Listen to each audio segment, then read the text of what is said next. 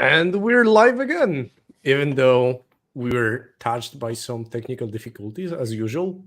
We persevered through and we made it. So I will not be pointing fingers, but it might be someone not from Poland that was cause of all of this. But welcome to another episode of Enter the Matrix. This time we'll be talking about Eurotrash Cup, which I will be going this weekend. I thought for a long time that all three of us would be going to some extent, but I know England just didn't feel like losing another international event and ending outside of top three. So out again. so they decided to not leave their home country. Like they have good scores in their home country. Yeah, Brexit needs Right. So yeah, how are you guys doing? Like after Pyra, how are you doing, Pumba, in terms of 40k? Good. Life's been still busy somehow, even though I'm not engaged in international scrimmage practices and everything all at once. And the 40k things have slowed down a little bit, which is nice. I still have a lot of stuff to take care of, like my cat, who is actually sleeping right now, bless her heart, who got sick, and it's one of the reasons I wouldn't go to the Eurotrash, but she's better, which is nice. And now that I don't have the Pyra on my mind, I can focus on international scrims and practicing for Alpine, which I've got coming up, and on spying, because I have the unique opportunity to look into everything, like most of the team's preparation for Eurotrash, which is very lovely. Yeah. Like I'm in contact with guys from Netherlands. I can see the Polish preparation. I am in chat with those guys, which are the Belgium United, the Liam's team, basically.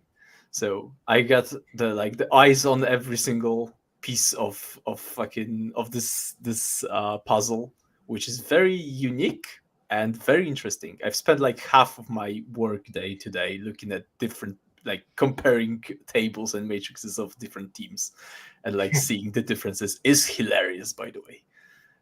So yeah, had a bit of a laugh about that for sure. And yourself, Nathan?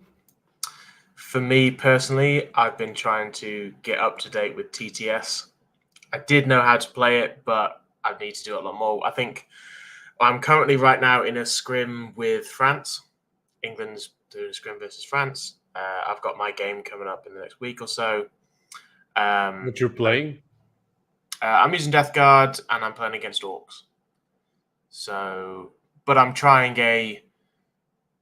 I know the Plague Marines work. I'm trying the much more mech version. If you can do I wouldn't say a poor man's vehicle car park, but more along that kind of list. Something similar to what Chris took to Pyra. I think he was running like 3 drones, 3 PBCs, and 3 predators in the same list. Yeah. Yes. So this list is I've only got 10 Plague Marines. So just like one little counter assault unit with the 2 characters. Then it's 3 PBCs, 3 drones, 2 predators, and 3 knights. Ooh, 3 super knights. Yeah. Yeah. So it's and then obviously 1 runner. So it's 12 vehicles. Just see if it works. I don't think it's as great on WTC terrain. It's definitely not great on Alpine terrain. Some of those enormous tables, which I've been practicing a lot on recently.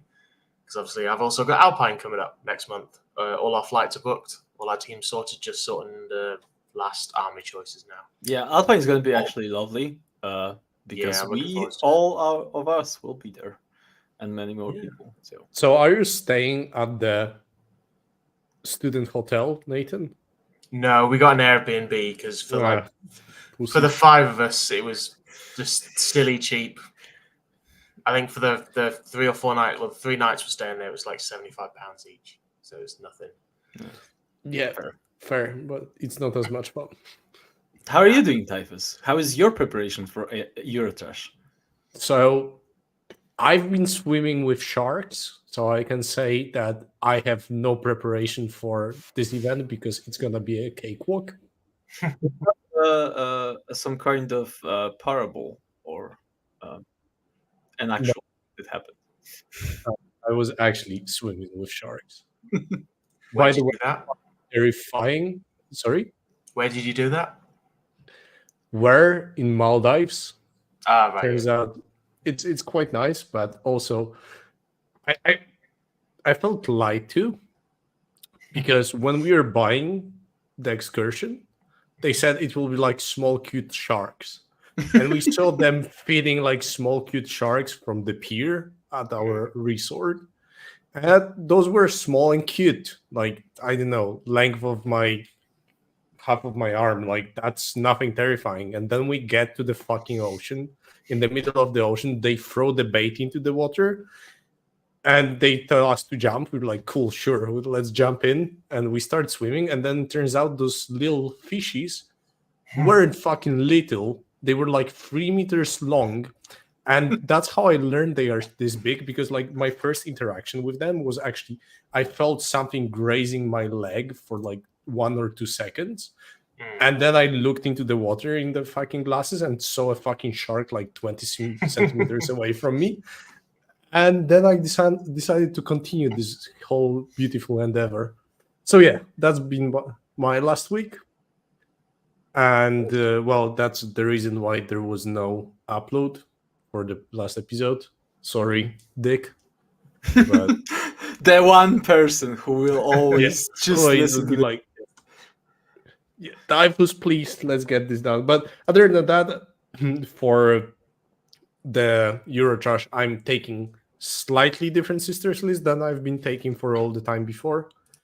And I'm trying to see how it will impact some of the matchups that I'm interested in, because that's something that also Kruker was playing for a very long time, and I just want to get better understanding of the faction. And it might also be because I think this version might be better suited for 5-mans that we'll have at Alpine. So I want to have something that's just more fitting for the team comp that we'll bring, as I'm just a sisters main at this point. So yeah. Typhus playing Warhammer regularly. Insane. I mean, Absolutely. twice a month. That's not as regular. That's okay? regular. It's still one of the signs of the apocalypse. Like legitimately, I am scared for my life. Don't worry, I still need to get more than 34 points at Alpine, so might not happen. True. Well, there will be 3 undefeated teams, so it will be tough. It will be. Yeah, Yeah, there's like 80 teams, right? yeah, Almost 80 teams, yeah. and there's no sixth. There's no sixth game, so it's just 5 rounds. I mean, I'm flying back on Monday at like 10 p.m. There might be some games that will settle the scoring. Well, we'll be gone by that the point. the final round. No, we'll meet earlier than that. I'm sure we will. Yeah, probably. All right, let's get into the main topic, the Eurotrash, the list, what's happening.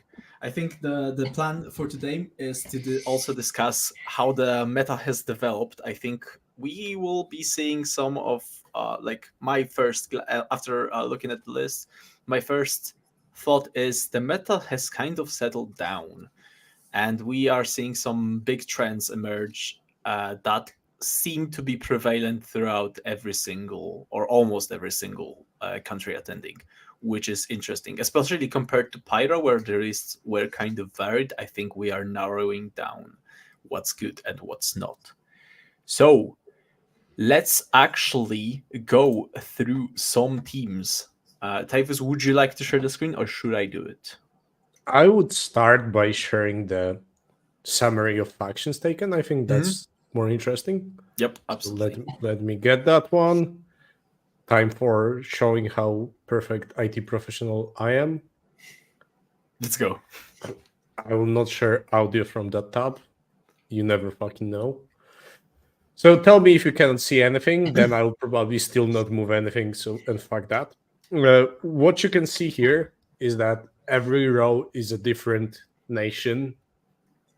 I'm using that word very specifically, attending this event, and every column is a faction taken in those teams. And I think when you look at it, the armies that are taken by at least 9 out of 10 teams are Guard, Space Marines, and Necrons. And I think this is quite expected. Yeah, I The think main difference between Pyra and this event was that at Pyra, I think some of the teams decided on purpose to not bring, for example, Guard, just to see how the game will work without the Guard, because we were confident that all of the teams need it. And now we see a difference that every team now is taking Guard for this event, except Germans, because, well, I am very surprised that the Germans are not running Guard right now. Like, yeah, but I think especially- Arne is not attending, right? I don't specifically know. I don't think he is. He might be Arne there, yeah. is not, and he's like main Guard player in their team. So fair. So it might be kind of the Skark at Pyra situation where he couldn't attend, so we didn't have a Guard player. Yeah, that kind of makes sense. Yeah. But other than that, I don't think we are surprised that the Guard is so popular. As we've discussed at the very, like in our after Slate tier list, we all consider Guard to be extremely good. I think it is also shown how good it is at Pyra. I think what we as Polish teams have lacked the most is a Guard specialist in our team comps. Because that faction, especially when positioned well in the pairings process, is insane. And I don't even think it's a hot take anymore. I think Guard is good was a hot take a month ago, maybe 2, but now it's just a staple. Unless you just deny the facts and refuse to accept that this is the case, yeah. Which might be the case for some people, but hey. So anything stands out to you, Nathan, when you look at it? No, like you said, the kind of the 3 main teams factions. To be honest, actually, the singles factions are not that dissimilar to this at the moment. You've still got Guard, Marines, Necrons, Custodes are still the most popular singles factions, along with kind of Sisters, Death Guard, Eldar, bringing it back up. The rest, yeah, obviously, like you say, you need a proper Guard player. Germany maybe decided they didn't have one. I guess the other one maybe is a slight surprise was your team, Typhus, not taking Necrons. But Necrons, you see a lot at singles, do very, very well. Win percentage is fantastic because they get over the line quite well. But say at Pyra, no Necron player really wowed too much with points. So where they are in teams is maybe not where they are in singles. That is actually there's very true. a very good reason why we do not have Necrons on the team. Okay. The discussion was that David could either play Necrons or Guard. And when Myson was faced with the proposition of playing either Necrons or Guard, he said, fuck this. I'm going to GSC. Yeah. And we're like, cool. Out of all the people in the world, we think you might be one of the only few that we can accept that answer from. Yeah. So I guess we'll not take Necrons because David just wanted Guard. So that's the whole story. And none of the other boys wanted to jump ship to play Necrons. That's But fair. you were saying? I do think it is cool that your team has more armies at the other end of the table than the top end of the table, which I like. Truly. As well as... Truly snowflaking this event in the But, purest form. Just the most snowflakey team you can have. Such a try-hard team. But no, yeah, the Grey Knights is an interesting one. I thought maybe more people would be taking Grey Knights in an 8. But yeah, maybe more Tyranids than I would have expected, considering they are struggling a little bit in some aspects of definitely singles. But for teams, they still have a place in 8, for sure. I think In terms of the three most popular factions, I think the Guard is pretty much. I mean, solved is a big thing, but there's nothing special between those builds from what I've seen. There's but Bulgrim. there are There's major differences in how they will play out, I think. That is true. I think the special mentions goes to the double tank commander variation, which I believe the French and David is running. I think that build definitely plays somewhat differently, right? Whereas like people like Skark are just all in artillery, 6 pieces. I think Skark is running 2 basilisks, 2 medusas, and 2 manticores. So like all out destruction from out of line of sight. But all of these builds revolve around Kasserkin, artillery pieces, probably a single type commander, the usual cadre that provides all the buffs and orders, and then Bulgrin, because Bulgrin good and tough as fuck. What's interesting to me is what happened with Necrons. Back at Pyra, from what I remember, there were only 2 Canoptic Court builds, one of which... And Kyle even mentioned it in the comments. Yeah, exactly. I think it's a good catch overall. That at Pyra, I think only Gito and one more person, I cannot really recall who was running. Oh, there she is. Canopted Court. Whereas now a lot of countries have decided to go this route. I'm wondering why that is, to be honest. I think we in Poland, like overall in the meta, not from Gito as like specifically because he's still on the Canoptic train, I think we've seen a lot more developments after Pyra, after seeing those Monolith plus Warrior builds especially. Which I think are being explored right now in here and are actually proving to be quite good. Like one of our players from Pyra, Crazy, who was playing the Dark Eldar and has gotten absolutely beaten up with them, has switched to the build, to the Monolith plus Warrior build, and has won a GT that I ran 2 weeks the very ago. next weekend. Yeah, basically a weekend after Pyra. So I'm wondering why that is. As you've said, Nathan, I think none of those Necron builds have proven like to put scores in either way, right? So if I think there might be something in saying that if you take Necrons and accept the fact that they won't be pushing high scores, the Canoptic Court might be better in that role of just scoring 13s, 12s, something across those lines than the Hypercrypt. Honestly, not sure though. So I know from an England camp perspective, it is completely split down the middle, where we have the Chris Kinnair side, who are very much the multiple monoliths with loads of immortals list, and then we have Josh's side, which is the Canoptic Court Wraith Spam. I personally prefer the Canoptic Court because I think it does draw most games with just pure board control and stat check.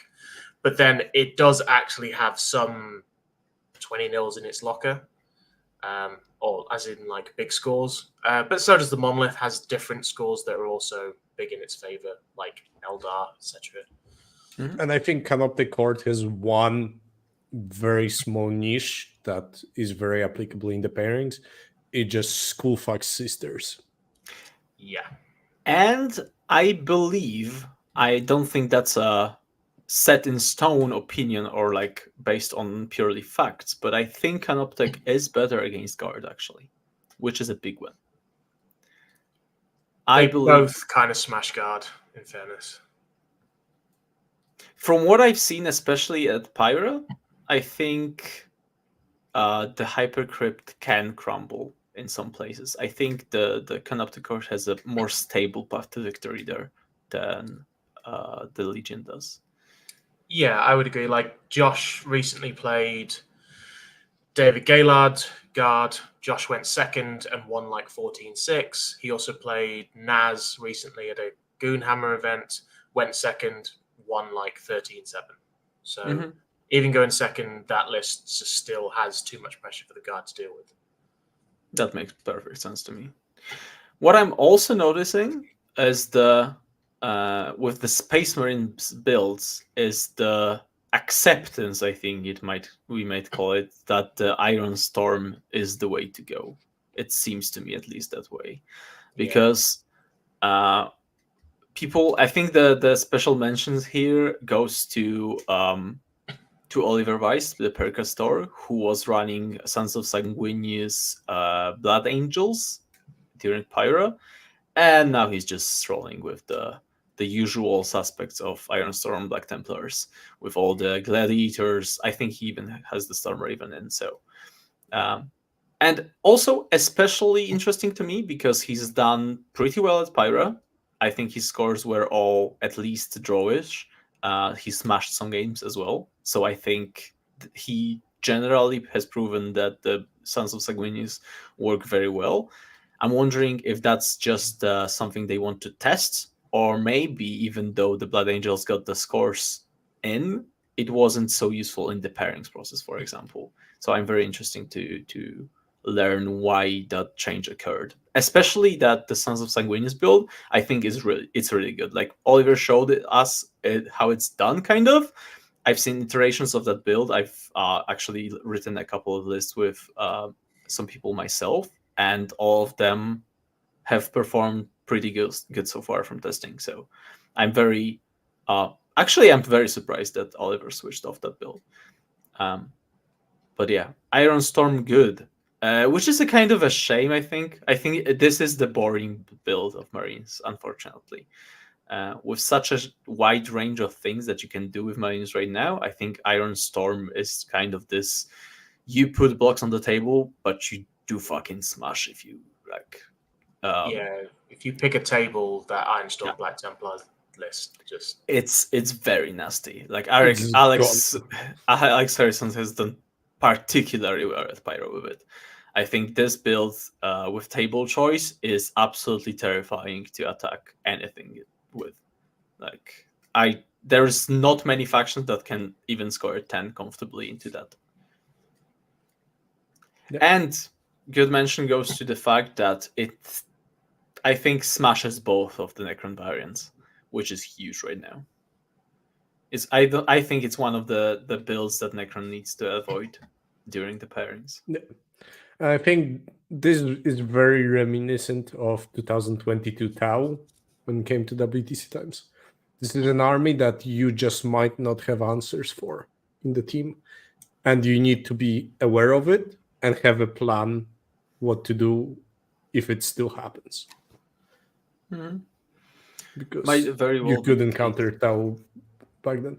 But now, moving forward, we have 8 players playing Custodes. What are your takes on Custodes? Because I found them extremely underwhelming after Pyra, and I'm not sure I would take them in the team. Nathan, what's your take? I think they definitely work in 8 better than they work in 5. Mm-hmm. I've always found 5, it's a little bit like that US system where pick an army to bully. Custodes can be one of those armies that you bully out of pairings. They're inherently just quite reliable in the fact that even when they're in maybe tough games, they don't necessarily get smashed. If it gets a decent board choice, or when it gets to pick a board, even out of those games where you go, look, I'm going to sit and out OC you, they're still difficult to put down. Even games where you think they are not favored, they still have the abilities to just hold on for decent draws, decent points. But yeah, Custodes, I think they're a little bit, when they got their points drop, everyone jumped back to them as the dominant combat army. Custodes are useful to have on your team for other teams that have taken maybe a couple of combat armies. They still play well into things like World Eaters. They still play well into things like Orks.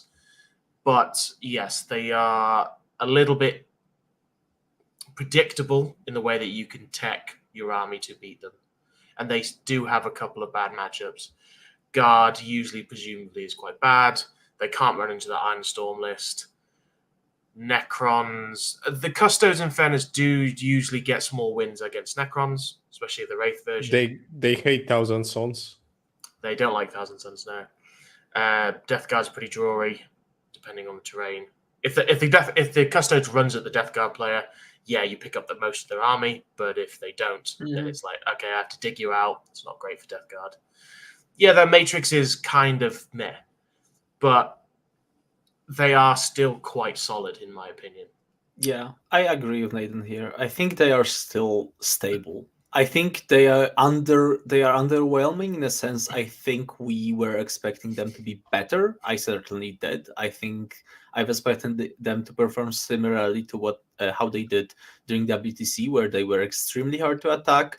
They needed the very specific pins for that, and even then, they could still provide you with some joyish scores in the worst pairings. I think right now they are just kind of stable. You need to avoid some things, but they will definitely not do any blowouts. So they are this kind of middle of the pack army that is fine. They are very good to have in your team as a like line of defense kind of.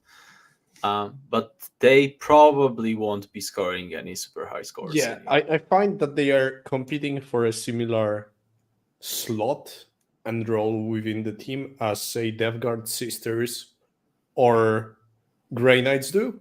And I find Custodes might just be worse at those roles. I think that's a fair assumption. It's also dependent on how many of those you want to bring, right?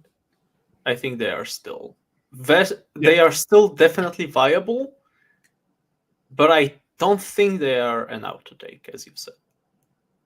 Yeah. Just a small thing, even though it's a question, I will now post in our chat. If you are watching, I will post the link to our to the best cost pairings, so you can see the list. And it's also in the description. It is in the description. Good job.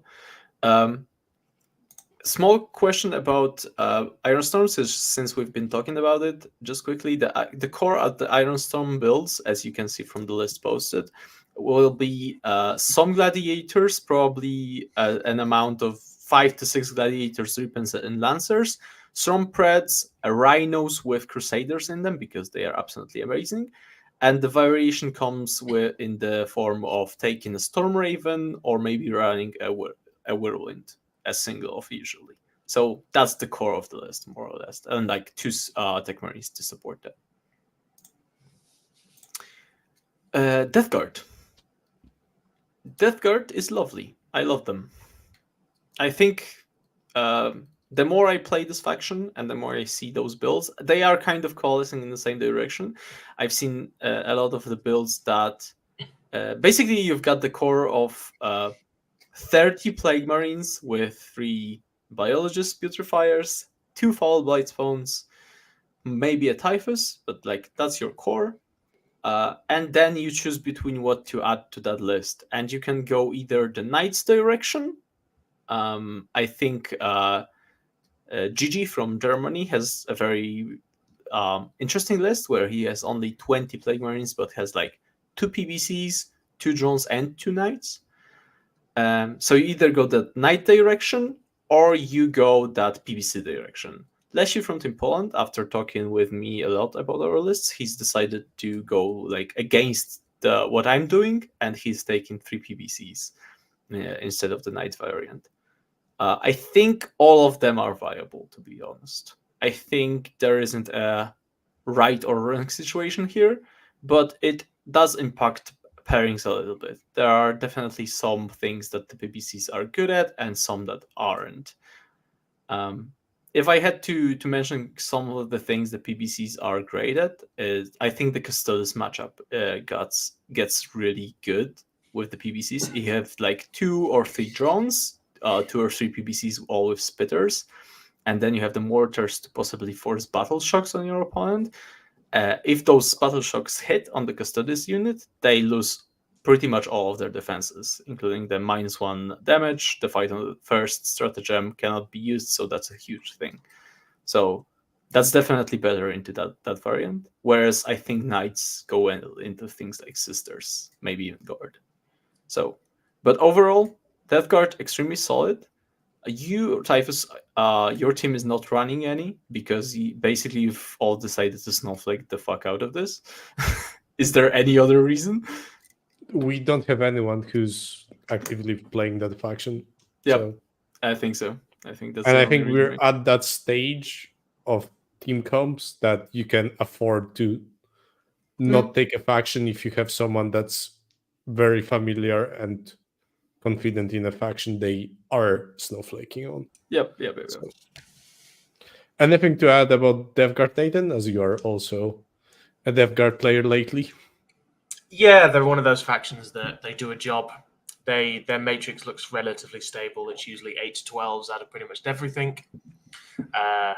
Yeah, like I prefer the more mechanized version. I love PBCs. Also, just like niche things like I played your Polish unending swarm list recently. Mhm. And actually, the PBCs kind of win you that game because if they fail a battle shock test, you can't bring the whole 20-man gargoyle unit back. So that's always fun. Yeah, Death Guard are fantastic at the moment. I think they are struggling a little bit more and more as people get to play them more. I think also the list is kind of 60-70% of it is there. It's the last 30% that you're trying to tweak for the meta a little bit. It kind of struggles a little bit sometimes where you need to try and be able to play everything, but then it doesn't necessarily smash anything, if that makes sense. Yeah. So I've it's got kind of similar things. like the thing is you could get 10 Death Guard players and you could argue for 4 hours about what you do basically with the last 500 points, and nobody will agree by the end. Yeah, that's what I've been doing the last week or two in the Death Guard stat check Discord. It's You will agree basically on like, one thing, though, to get Mortarion out. yes, I can absolutely say Mortarion ain't good. I tried it once. Ask Bruce about Didn't that. like He will then- tell you Mortarion ain't good. At that Italian Masters, that guy did quite well with Mortarion and 2 units of 10 Death Shroud Terminators with the -1 damage Sorcerer, which was an interesting list. It's Which techie. is still crazy to me. It's Yep. every single unit I hate in this codex that I really Yep. don't. It's just like Death Shroud, I hate them. Mortarion, hate him even more, and Yep. still somehow doing well. So there I you go. tried it for one game and I was like, these Terminators move 4 inches. It's going to take me at least 2 turns with advancing just to get to the objective that I'm trying to meant to behold. I think Tim has spoken about the shrouds very well. They are a moving fortification. Yeah. You think fortifications are disallowed in WTC format? Well, they are not. They are just there. They are called Deathshot Terminators, and if you position them at a place, they will hold that place. I guess somewhat well, but I still like I think they're like the purpose and the basically you have so many other options. I think they are not worth it. I think they have a problem of other things being better, in my general opinion. But yeah, I agree with that. and across the list from Eurotrash, I don't think we see many, if any, actually, after looking at them, the show Terminators.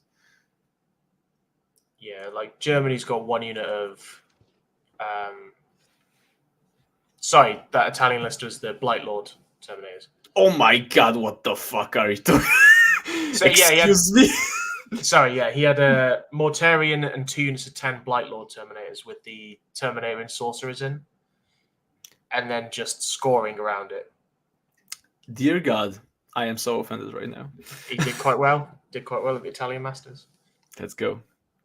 Yep, small correction. GG from Germany is running the 3-man Death Shroud unit with. Yeah, he's got 3 of them. I I quite think like that's that unit. fine. Sure. I think there are many tech choices and like things that you like to play with. I don't think there's like a setup solution or something that is set in stone here. Sisters, Typhus. Sisters, good. We know that. Yeah. But do you think they have a niche? No. There you go. I think their niche is please don't give me Canoptic Cord and I'll do fine. It's like out. It's pretty much as DevGuard at this point. I think Sisters might be slightly better at pushing higher differentials at times because you're just MSU, so you have easier access to move blocks and just limiting your opponent choices than Death Guard, in my opinion. But other than that, it has very similar matrix to Death Guard, and I it is a think faction. with Yeah. how different those armies are on paper, I think it's remarkable how close they are in their role right now. They are the solid background of your team You take composition them right as now. a duo in your team comp, and you're like, cool. We worst case scenario, we get small losses. Pretty Let's much. move on, right? And I think Sisters also, if you would look at the list, it's another event where you see that everyone is taking something slightly different. Except me and Kruger, we are slowly converging to a similar idea of how to play the faction. But other than that, it's pretty straightforward. I don't think there's really much to say, like genuinely. All right, Valgans or no Valgans? You've tested both right now, or at least have played with Valgans, and now you are running without them. What do you think? So the main thing that is the difference is that Valgans, when played well, force your opponent to play more conservatively for most of the games, and it is mostly a deterrent. Your opponent cannot play super aggressively into you because Valgans can just obliterate whatever just overexposes itself. So it's a good way of ensuring that some more aggressive armies will not play as effectively. My main problem with the versions with Valgans is that Valgans help you in Custodes matchup, which otherwise I think, now that I had more time to look at it, I think it's still pretty drawish. Whether you take Valgans, because if you do not take Valgans, you take like 5 units in Sisters, and Custodes cannot just kill all of it. So suddenly it's still okay. That one matchup that I would say becomes significantly better is Ward Eaters, which that just doesn't exist in the meta. They help slightly into Canoptic Court, which is still doomed pairing. You want to avoid.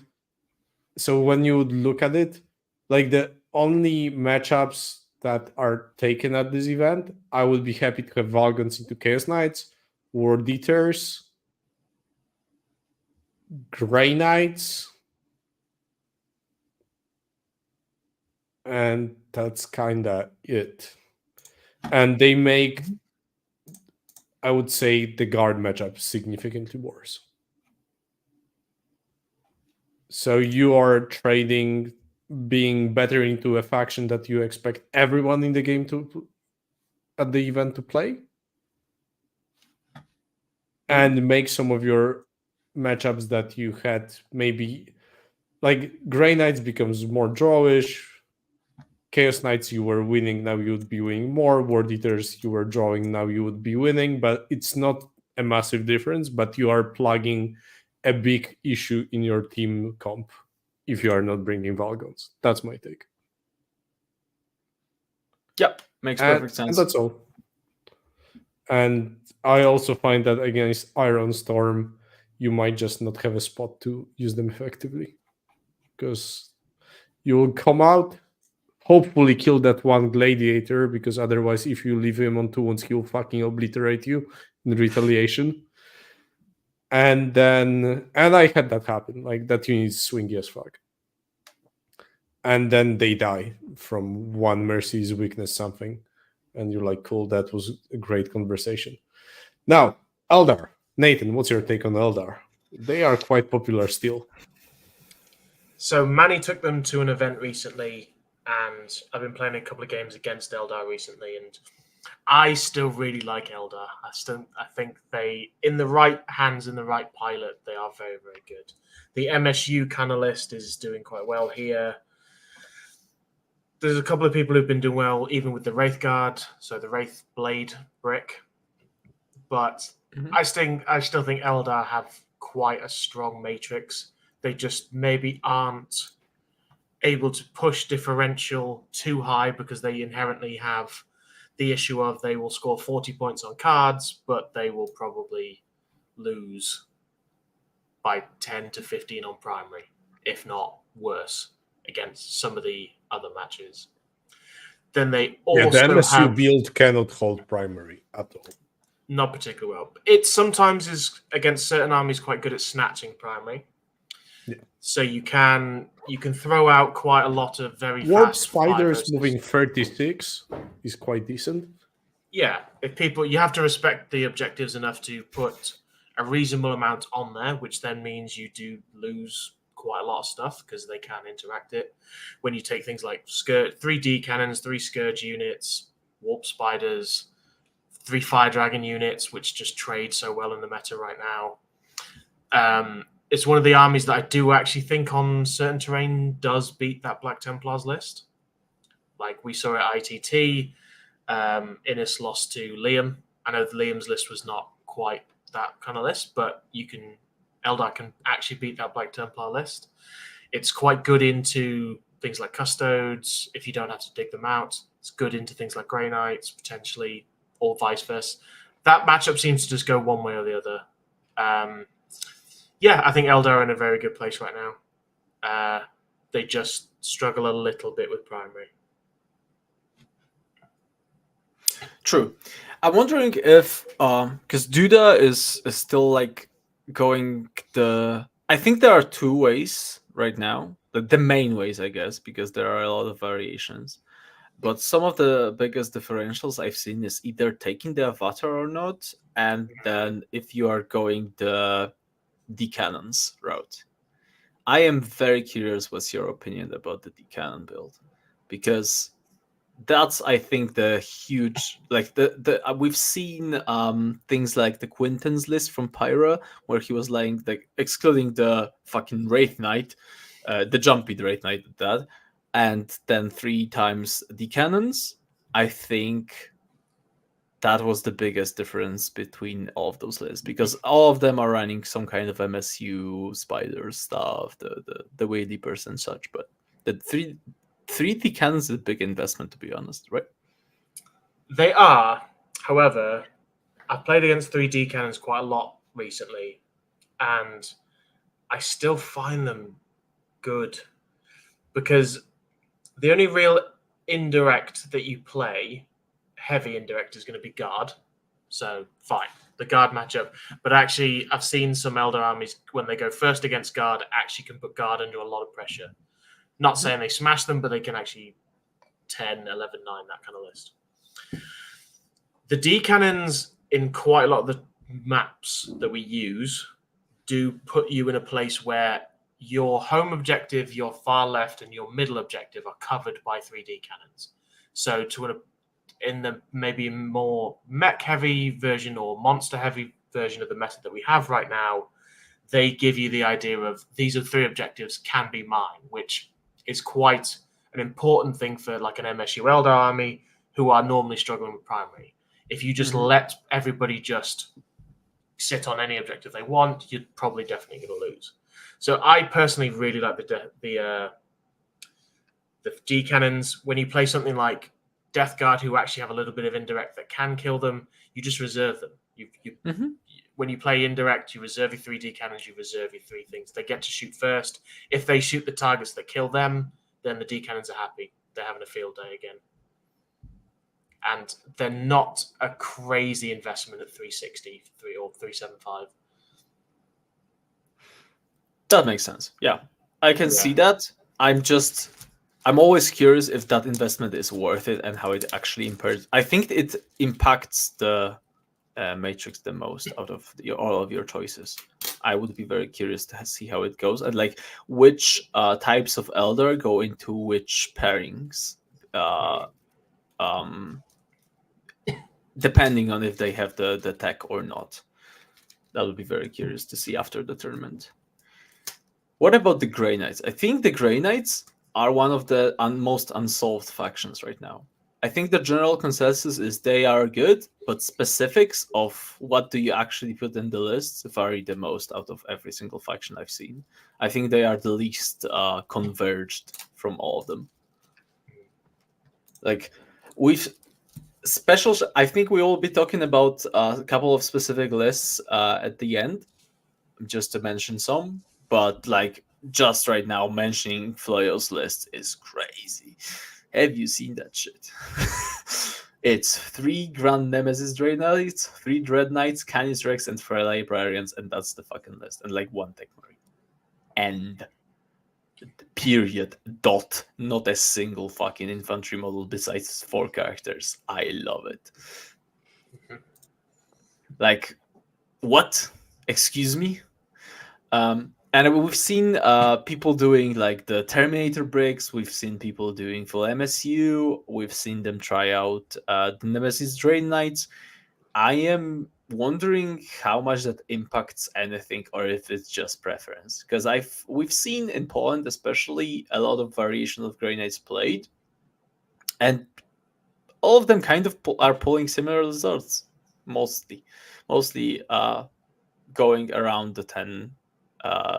The draw mark, let's call it. During Pyro, we've laughed with Leshu, who was playing Greynes at that event, that he, after the first day, he was a perfect 30-point score. Then he had that one game when he scored like a 13, and he was like, oh my god, I'm going for that 55, I'm gonna make it, and it's gonna be great. And then he pushed against Sako's CSM and got fucking slapped down to 6.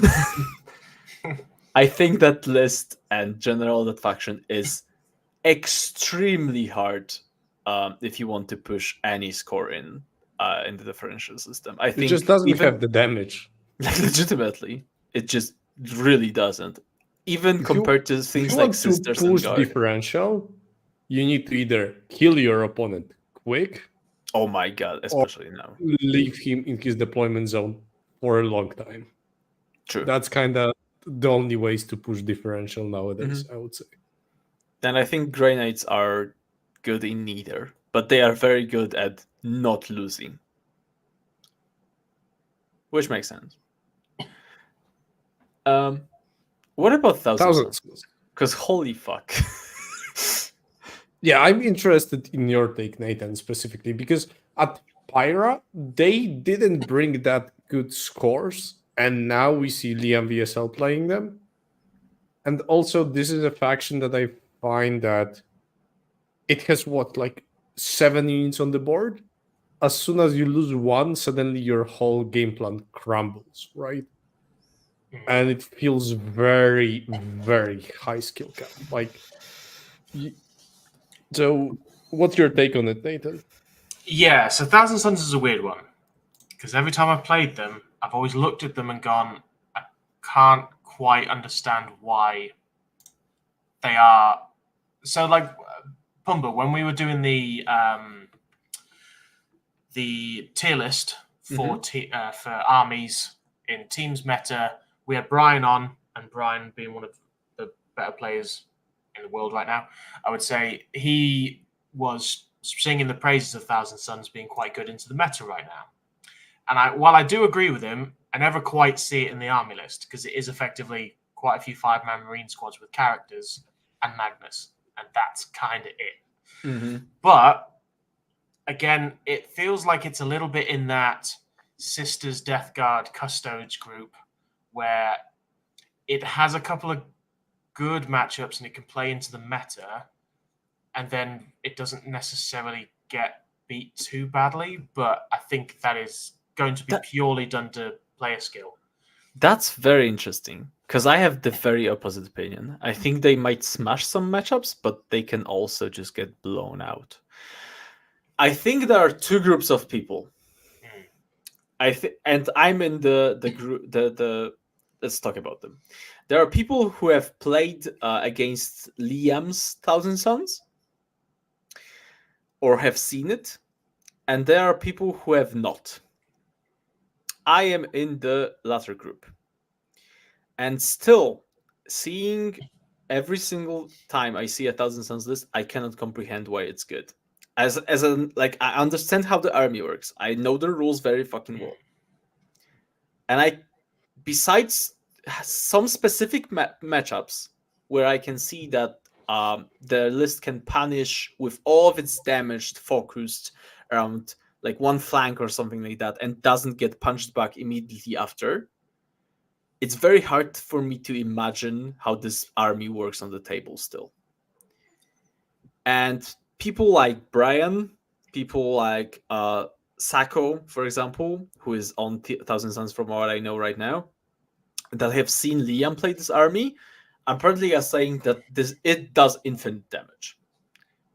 I think it can, but still, like, if you have people like I think Michael Mann, for example, from USA, brought them to Pyra, and besides his absolute stomping of the Polish Custodes, he didn't really deliver extremely good results. Especially getting smashed by the Iron Storm, which I think is heinous, to be honest, as a matchup. As is one of those matchups, like what I'm saying is, this is the matchup where you try to do your thing and then just gets blown to pieces. Like, you lose two Rubric Marine squads for free because just they get shot to bits. You lose Magnus because there's enough in that list to kill him quite comfortably, and there's nothing to play the game with left. Like, if that happens to you, if you play Thousand Suns, if you make a small mistake, if you lose one more resource than you should have in a particular turn, I think you can end up with a single-digit score. Everything, like, we are talking 0 to 5, and I'm like, I just don't know. I need to see it played by the best player in the world. Otherwise, I cannot believe this faction can do its thing. At least not to the level where I would be comfortable enough to bring them into the 8-man team, right? So I am fully in your group as well. I do not see it, but the evidence that I'm being told is the other one, is the other group. So again, I'll look at this event and go, I don't get the Thousand Suns, and then Liam will go and get, is it 5 rounds or 6 rounds? 5 rounds, I believe. He'll get 80 plus with it, and we'll be like, okay, I'll take your word for it. So yeah, it's a tough. I personally don't quite see it. I think at that point we are in another conversation of it being Liam and not the faction he plays. But then not every single faction would allow Liam to do that legitimately. I think Thousand Suns are specifically designed to play another rule set. I think there's the faction has a niche where it allows skill expression to an unprecedented level, especially now. Like, there's no faction that punishes your mistakes as hard as Thousand Suns do, and I don't think there's many factions that actually can bring out the 5-head fucking amazing plays as much as Thousand Suns do as well. I think it's a unique in that way. Like, there's 4,000 Suns players at this tournament. I think the difference between Liam playing them and every single player besides him in this tournament is going to be massive. Legitimately. I think this faction is very difficult to justify still. If you don't have the best fucking player in the world in your team. That's my opinion, kind of. Like, England has brought them to Pyra, and it's done okay-ish, but it hasn't won a single game.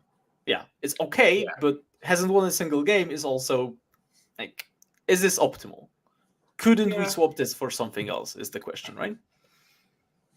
Teams does seem to be there's somewhat of a top 7, and then you kind of pick your last choice a little bit. A little bit, yeah. A little bit, yeah. There's definitely more like a top 6-ish, and then you pick the last couple. So yeah, like if you get to a I have a really good Thousand Suns player, or a bit like your team, Typhus, I have the best GSC player. that we all know anyway, it's hard not to have those people on those armies. Thousand Suns, I don't get it, but they do seem to be more popular than they probably should be. Like, I can completely see why people want to bring them. I think the possibilities here just are enticing. I think it also is the faction which can take that role of high scorer that many team compositions are very much looking for right now. As we've discussed, like going through every single one of the armies almost that we've run, like you've got Grey Knights, which are very joyish, Sisters, Death Guard, even the Necrons aren't really putting in peak scores, right? You are kind of required to look for that faction that will put big scores in, and I think Thousand Suns in theory can provide that. So I can see the appeal in there. Okay, so I want to ask a question at the end, but I won't derail this discussion now, but remind me to ask at the end. I will. Yeah. And then we've got the rest, right? The 3 of, 2 of, and 1 of. And I think Tyranids are underrated as fuck. Yes. I That's had the point pleasure right here. of playing Golonka and seeing the army played by him. And I think the rest of the world doesn't understand it the way he does. I can legitimately agree with it. I am surprised that not many people are thinking, like, immediately including Tyranids. I think I would be inclined to put them in a 5-man. Holy shit.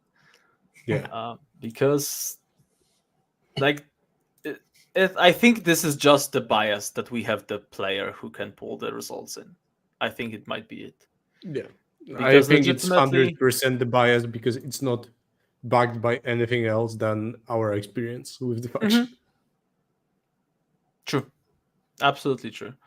And going back to Pyro again, Golonka with his Tyranids has done amazingly at Pyro. His worst score was a 10 into Oliver's Olivier. Blood Angels. And he has managed to 20 Sisters, 14 Custodes, and then 15 Custodes. I mean, And both of those Custodes games, he went second. It's Yep. worth noting. most of the games he went second, which is very worth noting, I think. But yeah, I think especially Unending Swarm is being slept on still, which I am kind of surprised about, to be honest. I thought after Pyro, after seeing that and after us talking about it, I thought they would become more popular. They haven't. Votann, I am extremely underwhelmed with. I would rather not play them in the team. Same. You can tech them really hard for certain things, and then they just have the rest of the matrix just fall apart. Yeah. Interesting. What are the things that you can take them for? Because that's... So the problem is the list becomes so extreme that it then, like, I've seen some people doing kind of okay into certain matchups, say with like triple Hearthguard, because you play things like Satans and you go lethal heavy and they just fall over. I've seen them, and they triple Hearthguard with the mass shot version it's pretty decent into Wraiths, because what they don't like taking is a shitload of saves. Yeah. And then they have 2-up saves, AOC, they're very difficult to shift off objectives, that kind of thing. But then again, cool, you've now tailored for one of maybe 2 Necron armies, and then the rest of the matrix is meh, because that's half your army. So it's kind of then, once you take in the rest, the terrain doesn't necessarily allow them to, on very, very light tables, where it starts working the best, so you can start doing more shooting, is the one that the Black Templars are taking, because it does that role even better, more efficiently, and just astronomically better. So yeah, if you're going to take, if you scroll back, are those 3 Votann armies the ones that aren't taking the Black Templar hordes, the vehicle spam? Oh, that's very interesting, actually. Typhus, do your thing. Typhus. Yes. Dezoom us. Make us... I'm like sometimes IT zoning professional, out. by the way. on a different time zone. We've got Ironstorm, the Germany, both Ironstorm and Votann. Then we've got Iceland with Gladius Black Templars and then Votann. And then Luxembourg doesn't have Space Marines and they have Votann. So 2 out of 3 checks out. I was just wondering, basically, is this a vehicle-ish army that like I've put forward with the correct table, that I can kind of see it, but you can't really do that and Ironstorm Black Templars in the same team. One of them's going to suffer, and you're always going to make the Votann suffer more. So, yeah, I'd when you're looking at those kind of last couple of spots, they don't make it for me either. Yep. I think the rest, including Tau, Chaos Knights, especially, World Eaters, and then GSC and Orks, it's all faction specialism. I think these are all viable factions, but the ones that you would take only if you have the very specific player for right now.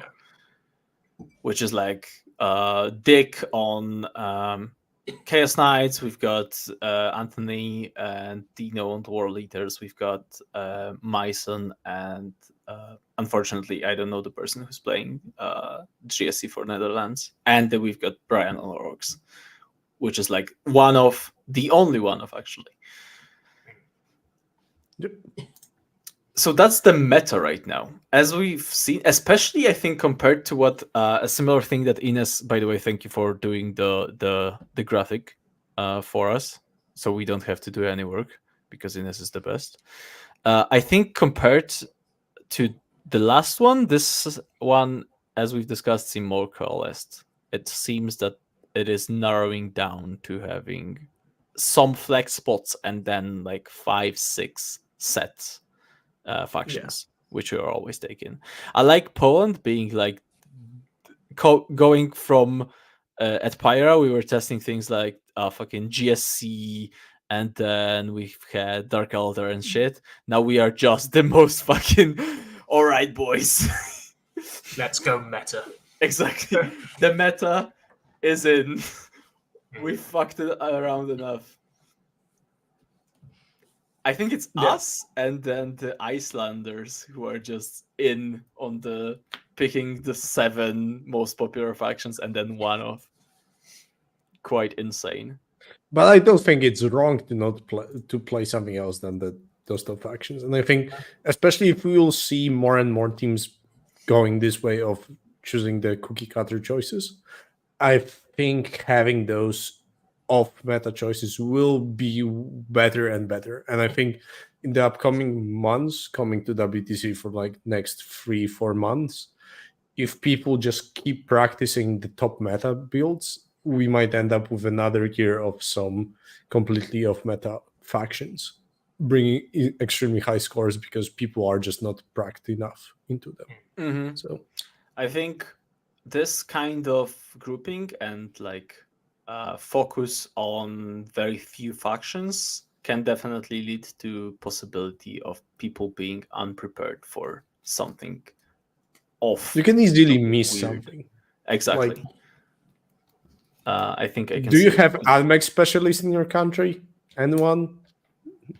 Those exist? Aren't they extinct? What the fuck?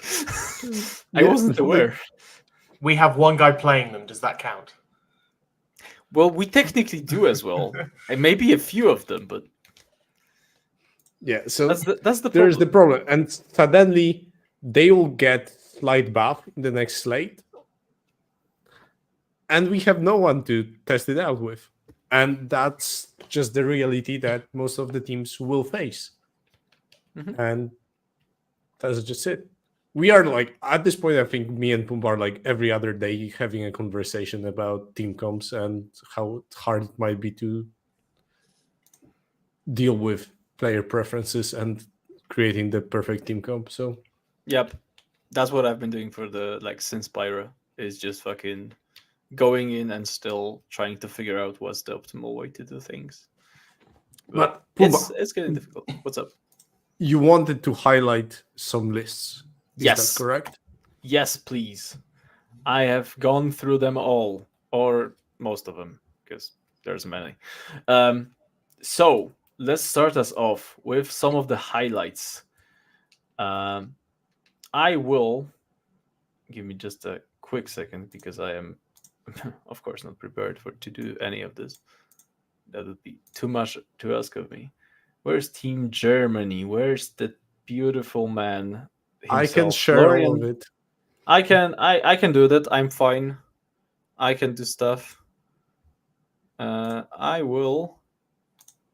Oh my! Which one is this? Wait, not this one. This one. This one. Do we have it on our screen? Let's go. Yes, sir. Florian's list, who I have played in 2022, and this man is just fucking crazy. To be fair, I think this is kind of an iteration of the list. I saw Eric Forsman, who was USA's GSC player. He was running something very similar in one of the GTs that he's been to. I think he won that one as well.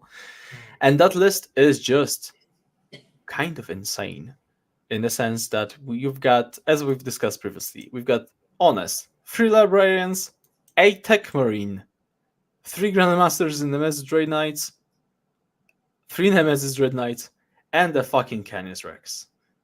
And no chaff whatsoever. I do respect that a lot. That's a list I would love to play in an RTT. Do not score. Is this any good? Because I have no fucking clue. Because you look at it, it's not that much damage, surely, right? Like, I know the Nemesis weapons have gotten a lot better in the recent data slate. Like, a lot better. But surely that still doesn't kill everything. What are those matchups that... I think this list kind of looks polarized, as in... I think it might be designed to fuck things over. Some specific things. But what are they? Because I don't think it's an all-rounder as every other single GK list is. I think this is way too light on the board. I think this, if this comes up against something that is good and killing things like the fucking Nemesis Dread Knight chassis, I think this crumbles extremely well, right? So what are the targets for this type of list? Because I have no idea. So it's quite stat checky. It is very stat checky. I'd imagine it's a little bit like CK, where it's rather than how we saw some of those lists at 8 to 12, this is 5 to 15. Mm-hmm. Where we have a lot of drawing armies these days. Put this into the right matchup, it can actually get its 15 pluses. What those are yet, I'm not 100% sure. I think anything that is not good at killing vehicles, I would say NIDs in a sense, right? Yeah, but like Swarm is a little bit tricky because gargoyles are a fucking bitch. I think this might work against Guard. Yeah, I think Guard can struggle into this defensive profile. Sisters, maybe. Too much 2-up. Yeah, but I wouldn't say it wins like 15-5 against No. Sisters. I mean, but like it can play Sisters. Mm-hmm. Yeah, I think it can get like 12s into Sisters. I can see that completely. Yeah, I am very interested in how this does. I think this build slaps. I would love to play in an My RTT biggest gripe with it is that what if opponent takes Assassinate, bring it down? I mean, that's the thing. I think you need to kill your opponent with this. I think if you play a long game and you slowly die through like 5 turns, I think you are giving up a 40 on your from all of the things that you are running. Yeah, you give out what 22 from bring it down and like 24, 28 on Assassinate. So yeah, 8 characters. Oof. Yep. And Canis like give up Assassinate twice because he has the dude inside as well. Oh, yeah, right. He's right. I forgot that one. Yeah, because he has the Sir Hector in him. which that's can correct. just pop out and then kill the guy. So interesting, very interesting. I would love to see it played. I am wondering. I think this is especially interesting to me because this is kind of a stat checky and very knights kind of build from the country that hates knights. And like Germany has famously through the last two WTCs has hated knights and didn't bring any variants across the two tournaments. So I'm kind of inclined to think that there might be something here. My Another favorite. My favorite is it is the army of having some of the most useless abilities in 40k right now. With Not incorrect. the Grandmaster ability is basically pointless, and then Canis's is I get a free reroll a turn. That's it. Let's go. Because the battle tactic thing. Sorry, next list. I would like for us to take a look at the version of Tyranids that isn't the Swarm, because I think the Swarm is almost standard at this point. I think it's the Golonka version with the Exocrines and stuff is the norm. Not biased at all. Not biased at all. I mean, I've already admitted I am, but let's talk about what John Lennon is bringing to this one, because he's in Invasion Fleet, which I think is a very interesting choice. He's the only Invasion Fleet player in this tournament. Yeah. Because Snowflake team. And where this is kind of standard, I am wondering why bring this over. I think John was running the Synaptic something. The Synaptic build, whatever. Nexus, thank you. However it is called. So you've got the Hive Tyrant because to feel no pain for free is good. You've got the old One Eye with the Carnifexes, which I think is the big thing over here, especially in the Invasion Fleet. You've got the Gargoyles because they are one of the best datasheets in the game. You've got Exocrines and Maleceptors because these are the good datasheets in the Codex. You've got Neurolictors and Pyroforce is trash. So I think where this looks kind of standard for Invasion Fleet, I would like to hear, especially Nathan, your thoughts, because you are this our needed expert. Why bring this over the Swarm? Is there like anything besides snowflaking? So I've used a very similar list to this, and I believe John came second at a GT with this. He had a similar list he was running in a Florida event. He did have Screamer Killers to try and force those battle shocks for the +1 to wound, which he's obviously dropped now. The monster build is still really good. It just has a damage output issue versus tank heavy armies. So, which kind of leads it more to play really well in an 8 more than it does necessarily in a 5. It still has really where some people might say, well, take Chaos Knights, they do monster vehicles better. The Gargoyles are the Gargoyles and the Lone Ops kind of really push your score up quite a lot with the ability to move Gargoyles to block things. This list is really good into things like Custodes. It's pretty decent into things like Sisters. It's pretty decent into things like Death Guard, depending on how thick the Death Guard list is with vehicles. Anything infantry, it's really, really good at shifting. It's quite tough to kill itself. It's very maneuverable, multiple lone ops, multiple fast units. Biovores, when you play somebody who has no indirect, is basically 20 points a game plus, with depending on what you're trying to do with them. So it plays the game so well. It just has everything. The Carnifexes are my favorite unit in the entire Codex. With Old One Eye, I still love them to death. I think they're fantastic, especially when you can move, shoot, Overwatch, and they still do so much damage on Overwatch. Good combat with Old Stink Eye. So yeah, It's just really solid. It's less techy than the Unending Swarm version because you're playing Unending Swarm for one strat basically.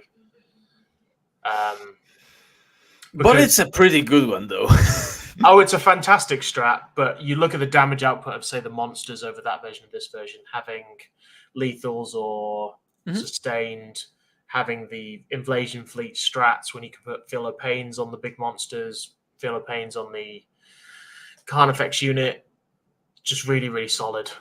It's just that when I can bring 20 dudes back, if I do it 3, 4, even 5 times in a game, I've played with an extra 500, 600, 800 points. Fair.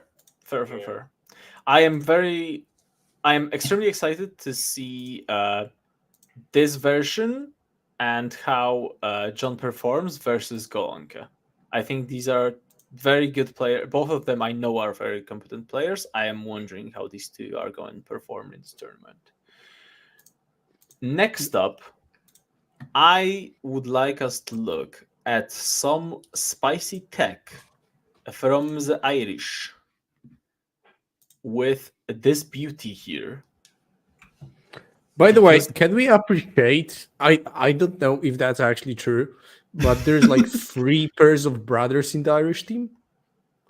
Like, give me a second. What? Like, look at this. What the fuck is going on in Ireland? Are they running out of is this like a family road trip? Look at those names. There is so many brothers in here. I have no idea if they are. If you enhance the screen, because you cannot really read right now, Pumba. So you have Brendan and Charles. Then Tom and Paul. The Golds, the Powers, and the Mayors. And the Wards. What the fuck, guys? I want to know more. We've just spared you. I had no idea. I would say names are usually quite similar in Ireland. You get quite a lot of repeating first names, repeating last names. But that seems a bit too obvious not for at least some of those to be related. That's great. Yeah. Exactly. Like my team, right? All Liams. All Liams. Yeah, the Liam family gathering. That's just anyway. Back to the list. We've got Colin. After this, you should show everybody what you've named everybody for your team Typhus. I really should. I will do that in a second. Yeah. Let's focus on this one because by the way, you guys might appreciate the actual YouTube links in the rosters. God. The YouTube links are quite good, I must say. I've checked all of them out, and some of them are very good. This has Baharoth with a 10-man swooping hawk squad. This has 30 fucking warp spiders and 3 warwalkers. And I appreciate this build a lot. I think this is not fucking around. I legitimately love this. I don't know if it's better than the tech. I think the thing that this variation is lacking the most is the fire dragons. I think fire dragons are chef's kiss right now. And no transports, obviously, is like, no, not even a single falcon is a little bit silly, I think. But like, holy shit, the commitment. Like, this is good. This is something that can, like, people forget how much damage 5 warp spiders can do currently. And just 30 of them, I think, can focus down most targets. And them, with the combination with the warwalkers, who are very good at opening things like transports and rhinos, this might be the build I would be kind of terrified to come up against without having some specific tech for it. Legitimately. What does Baharoth do? Does he do the fire and fate for free still, or something like that? I can't remember. I think England played Ireland not that long ago, and I think Tony used Baharoth in 10 things. So I'm not saying Tony's the reason that's in there. I'm just saying. Quick check from the app. Baharoth if he is leading the unit, they are adding +1 to his roll. Cool. Yeah. And after they shot, they can scoot off 6 inches. Correct. So basically, free fire and fade. Very interesting. Other than And that, by the way, the standard pairings stuff. are in, and my team is playing Luxembourg round 1. Nice. So you've got 4 fucking Americans in your team, and suddenly your pod or like your first round is the easiest possibly. What the fuck? How We does can't this happen speak every about Luxembourg. They could be. They might be. I'm not going to discount them straight away. I am hoping they put you into the dirt, but I have my reservations. Mate, I hope so as well. All right, that's that, and I think the last one, which is the build we've seen before. I think we talked about it at least a little bit previously, which is the city.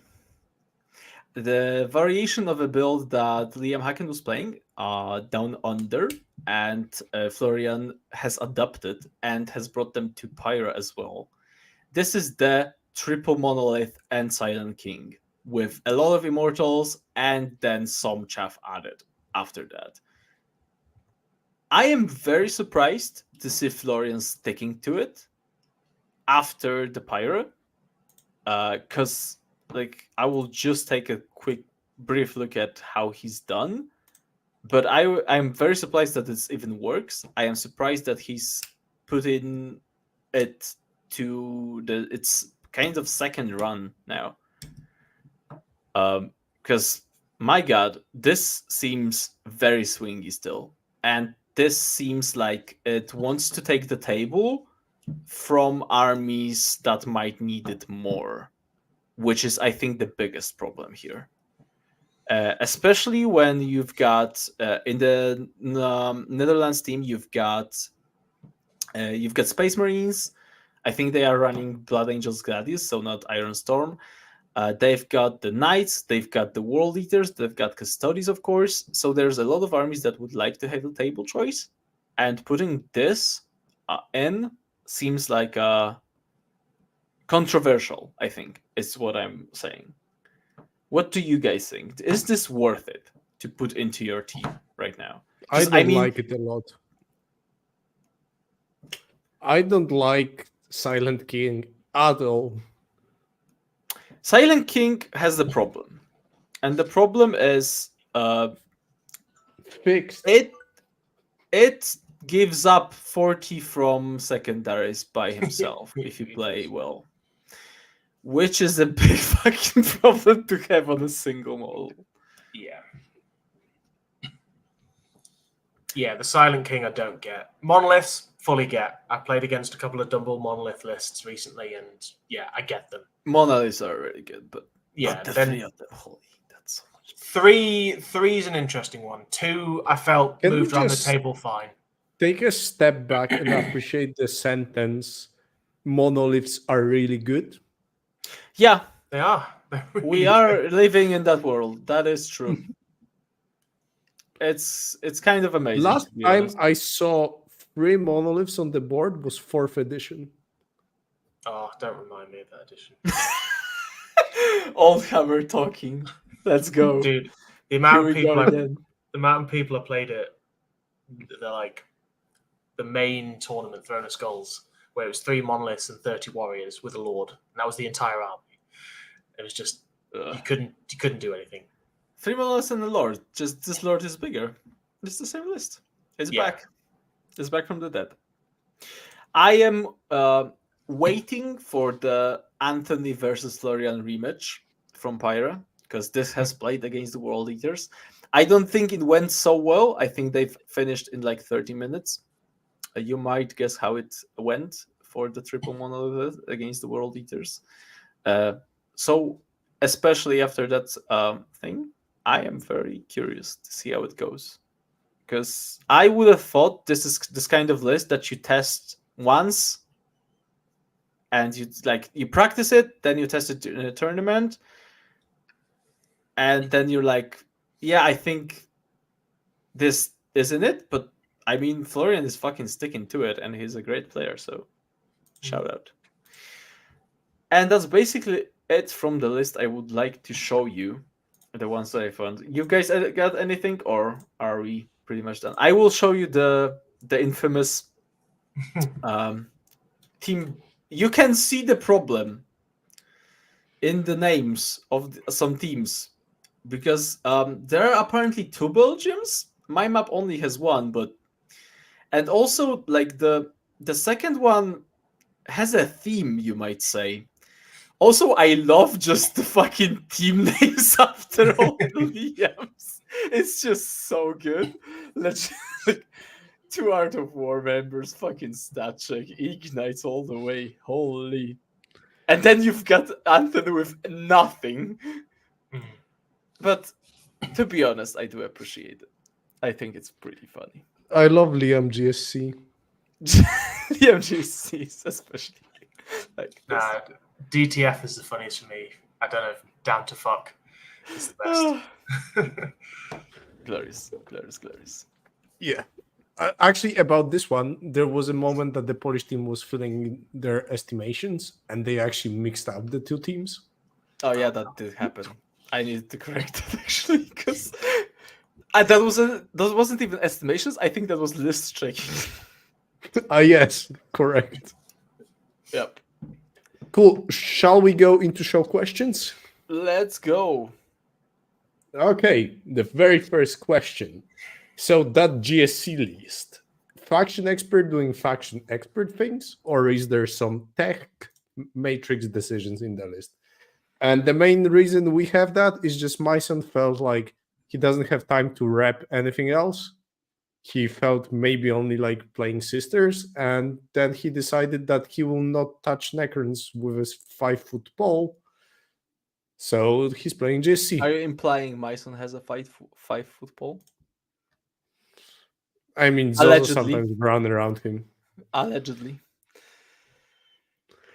And so basically snowflaking, because it's team snowflaking. Yeah. And then Sam Lemon asked us, now that lists are live for Eurotrash Cup, what's the process now in preparing for the event? Is it simply filling out the spreadsheet individually for this team, or is there more to it?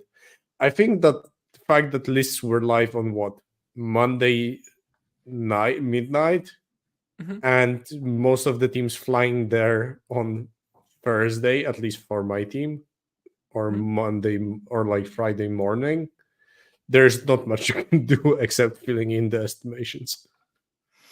I don't know about other teams, but having only like 3 essential days between the travel and the submission, I don't think you can do much more. Maybe play 1 or 2 games, but yeah, I think what you still can do and focus on is kind of filling out your blank spots, so to say. So you see a list that surprises you. You see a list that is somewhat defying your expectations of what a certain army does. or like 4 Iron Storms. You see fucking 6 Nemesis Dread Knights, and you need to estimate against that. And this is what you can do basically anytime, is gather information from your mates, basically sharing information across the whole team. Maybe if you have a faction specialist in that field, you ask them of their opinion and stuff. Sharing information without playing games is a huge part of Team 40K. Estimating in a group is kind of big as well. So if you have any doubts about a certain estimation, you would have a lot of talks right now. And this always happens. It's very normal, because there is no way you will ever be able to, like, if it's WTC, you've got billion fucking teams, you are not going to play games against every single variant of every single list. What you do is try to estimate the best you can, and to do that, you do a lot of talking with your teammates. So filling out the blank spots, looking through the app just through the data sheets that you've seen but haven't seen before, that you are not sure what they do. Like I've just done with Baharoth, right? Like I see Baharoth, what this motherfucker does right now. Now I know, and there's a lot of what you can still do without much time. Just I don't know, commuting, fucking anytime basically. Anything to add, Nathan? No, pretty much covered. Again, just don't do anything in isolation. Everyone's opinion is different. Don't just do your matrix by yourself. Always good to ask everybody else that has, especially when they know a faction better than you do. Yeah. And now the next question we've got, I'm skipping the Chocodice question because that one will happen someday. I don't know when. How big will be the point difference between the two GSC players, and how much point difference will be between the World Eaters players? So GSC, I know think that is. one. Oh yeah, one will be way worse than the other. I know that one. I've got this sent by Liam. And I think it's perfectly scuffed and also glorious. He was informed I'm going to steal this for this show, so I've been prepared. Because I think that's very accurate. And Nathan, maybe you want to add something. I think this answers it. Like, legitimately. I have nothing better. That covers it pretty nicely. We are sorry, Dino, but also not sorry. Then the question is, how long until Team Belgium United will become a recognized country for WTC standards? And I just want to say that they've been recognized as an actual country for past few years. It's just been a thing. So, I mean, wasn't 22 the year where Belgium United was a thing? So we are basically and there. before. We don't And bring that also up. We didn't make this shit up. It happened. No, right? no, that's true. Yeah. So, yeah. Is this event gonna be the first team event won by Belgium? Liam Asked asks. by Liam VSL. Commented not. Keg W by Sacco. I think important addition. No, Liam. You have chosen the wrong Liam team. Okay. This is the official statement. I must say that this week's questions are really weird. This is not very informative to anyone listening. But it's very funny. Brian asks, what's the worst orc list at the event? Well, you have won that. Good job, Brian. You are the snowflake. Okay, so then Dick asks, what kind of entertainment do you want to be provided with on Saturday night? Can we have Liam dancing on a stripper pole? Which Liam? Oh. Yes. Yes. Yes. I pick Brian. I pick all of them at once, please. Okay, so that's a very good clarification. Nathan picks Brian. Pumba, who do you pick? I am going with Anthony. Okay. Now, it's not easy because on this team, there's, I think, Lennon. I just want to see that very calm guy just fucking own that piece of metal. Let's go. Then it's we all have preference. There is no wrong answers here, by the way. Then we got a question that literally says, I like trains. That is not a question. Clarify. That is autism. That is different. Okay. And okay, this week's questions were so bad. Like, I'm not even mentioning the next ones. Like, what are we doing, boys? Like, there's a lot of shit posting going on. It is Eurotrash, to be honest. So I think we all kind of expected this to happen, because these types of romance do have the shit posting just ingrained in them, and I think that's fine. By the way, we do have. I think that's part of the beauty of it. True. Euro hammer, best hammer. So, on more of the closing notes, Nathan, who do you think will take it? Do you think the super team will actually falter because of their list choices and us being basically headless chickens with guys deciding what kind of whiskey bottle to bring? So I think it's kind of a 3-horse race between probably your team, Typhus, Germany, and Poland. Probably. I'm just hedging my bets historically as well. I think actually it probably plays into your favor that you do have the slightly off meta, as we saw certain factions. Some teams had 6 of the 7 or 7 of the 7, like Poland has 7 of the 7, like pseudo better armies, shall we say, for teams. So actually having some options outside of those might actually mess up a matrix enough to give you wins in rounds. So, yeah, if you pull your shit together, you guys probably should win, considering it's a bit of a super team. But that is a big fucking if. Yeah, it's I'm in their chat. I know what the fuck's going on in there, and it's not pretty. Who's doing the pairings, Typhus? Which round? Oh God! I take back everything I said. See what I mean? Yeah. Okay. See what I mean? It's a whole thing. Just do random pairings. Just put 8 cards upside down and then flip. Okay, so let me just read you. Okay, so round 1, that's definitely Anthony Vanella doing pairings. And there's discussion about buying bottles of vodka for pairing cards. Yep. I think the 3 that have put their hat forward is Brian, Anthony, and Jack Harpster, which I think is the pairing team you need, guys. I'm not biased at all, but I want to see this happen.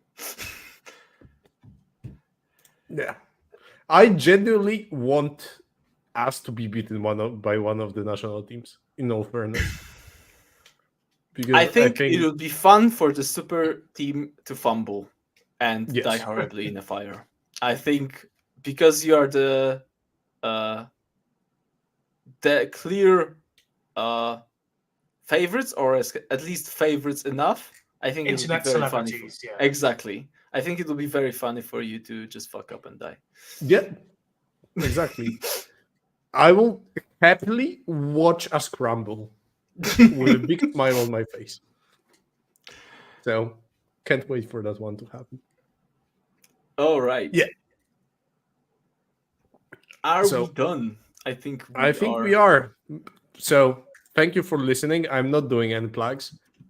But if you want to give us better fucking questions next time, please consider joining Patreon. Then on our Patreon, you can ask the questions for any episodes and maybe give something that we can actually discuss. Because some of the episodes, we actually got very good discussions out of the questions. Well, actually, yeah. I did want to ask a question. I don't know. There was a question.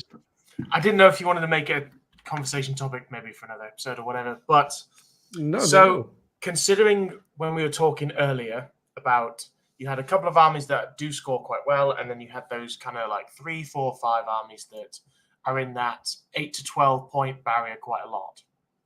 Do you think that the WTC scoring system needs to change from 5 points to something like 4 points?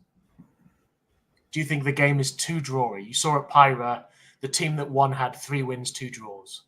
Belgium had 3 draws, 2 wins.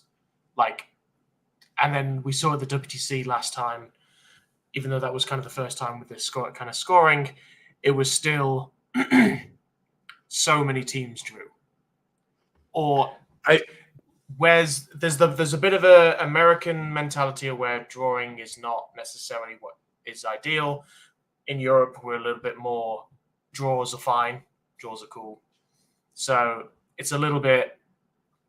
Are you guys okay with draws, or do you think it should be round should be a little bit more clear cut? I'm first of all fine with draws. I think this is interesting point because I haven't thought about it for a very long time. Same. And It I tickled my think this brain. would require It just feels weird. looking. It would require looking at the scores and saying how it would translate. Because I wouldn't be surprised if, even if we changed the brackets, it might still be drawish because both teams were like getting those 8-12s, Sure. and it might not impact. But this is very specific. I don't know. But it's it's whether teams can amass more. Say they have more games that end up being on the winning side of draws.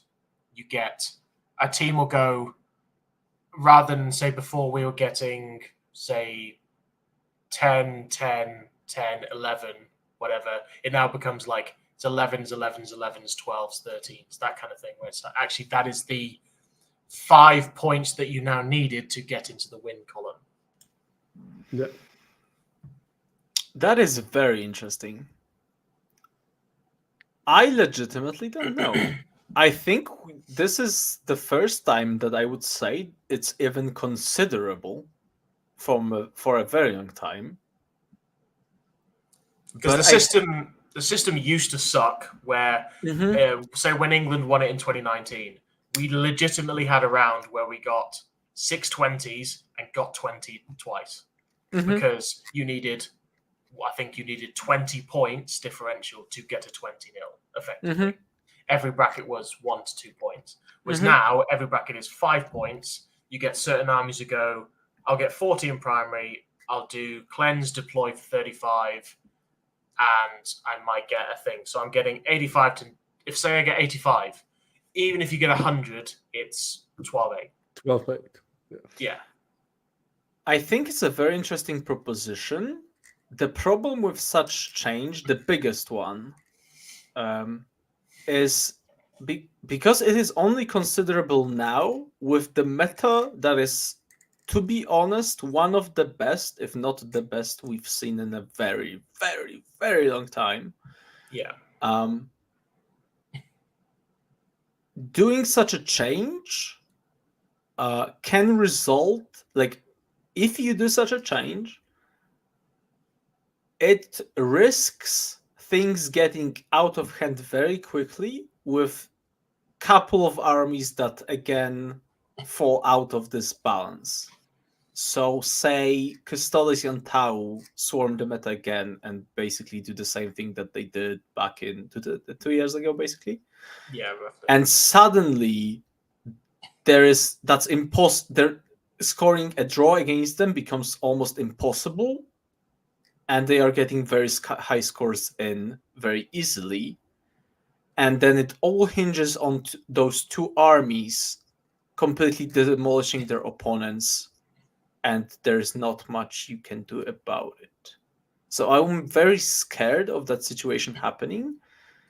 Because that fragile balance that we are in right now is, I think, very fragile, as with every time. I think all of this can be easily analyzed. Like unfortunately, I don't think Pyra has all the small differentials, the victory points. Not every player has submitted them from their own games, which is sad.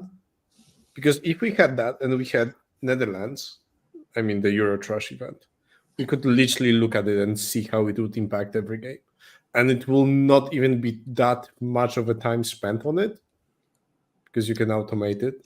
So basically what you're saying is we should do stats for team events. We can do stats just for this team event, right?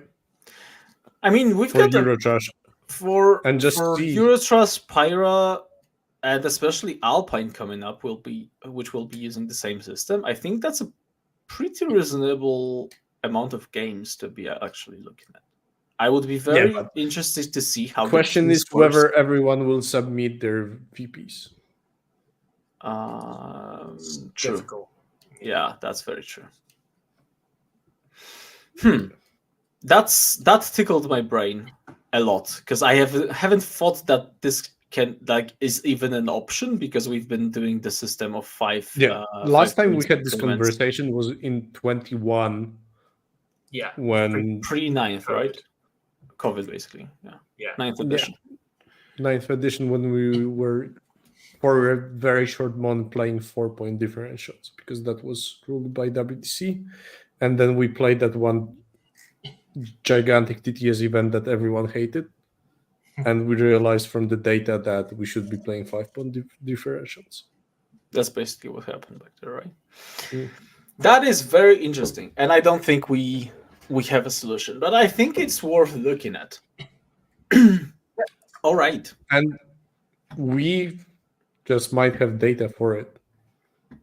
If we At look least for some it. sort of data. But yeah. Oh, that was a very good question, Nathan. The best of this show, actually. Good job. We got there. We had a good one. Yeah. So if you want to join the fucking Patreon and ask such good questions, please do so.